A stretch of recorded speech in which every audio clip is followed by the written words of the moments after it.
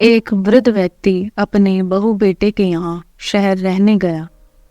उम्र के इस पड़ाव में वह बहुत कमजोर हो चुका था। उसके हाथ कांपते थे और दिखाई भी कम देता था। वो एक छोटे से घर में रहते थे। पूरा परिवार और उसका 4 वर्षीय पोता एक साथ डिनर टेबल पर खाना खाते थे। लेकिन बूढ़ा होने के कारण उस व्यक्ति को खाने में बड़ी दिक्कत होती थी। कभी मटर के दाने उसकी चम्मच से निकलकर फर्श पर बिखर जाते तो कभी हाथ से दूध छलक कर मेजपोश पर गिर जाता। एक बार तो उसके हाथ से शीशे का गिलास नीचे गिरकर टूट गया। बहू बेटे 1-2 दिन ये सब सहन करते रहे, पर अब उन्हें अपने पिता के इन कामों से चिढ़ होने लगी थी। हमें इनका कुछ करना पड़ेगा, लड़के ने कहा। बहू ने भी हाँ में हाँ मिलाई और बोली, आखिर कब तक हम इनकी वजह से अपने खाने का मजा किरकिरा करते रहेंगे और हम इस तरह चीजों का नुकसान होते हुए भी तो नहीं देख सकते।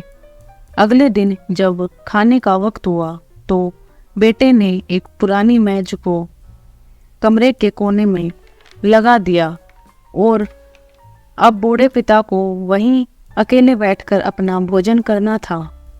यहाँ तक कि उन्हें खाने के बर्तनों की जगह एक लकड़ी का कटोरा दे दिया गया था ताकि अब और बर्तन ना टूट फूट सके।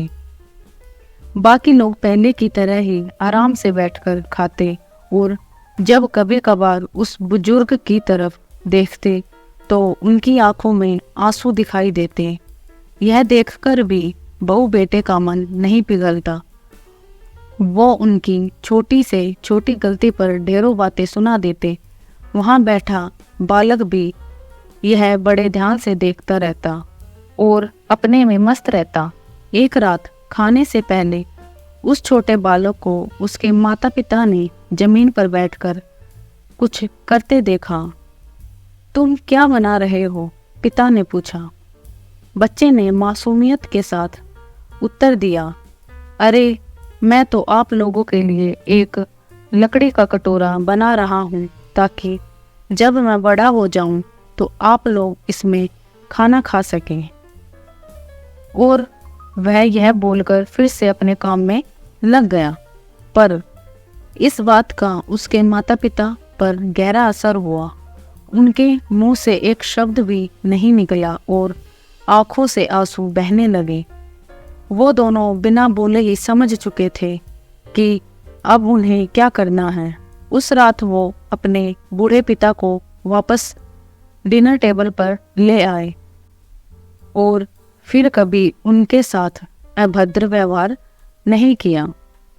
हम अक्सर अपने बच्चों को नैतिक शिक्षा या मोरल वैल्यूज देने की बात करते हैं, पर हम ये भूल जाते हैं कि असल शिक्षा शब्दों में नहीं, हमारे कर्म में छुपी होती है। अगर हम बच्चों को बस ये उपदेश देते रहें कि बड़ों का आदर करो, सबका सम्मान करो और खुद इसके उल्टा व्यवहार करें, तो बच्चा भी ऐसा ही करना सीखता है।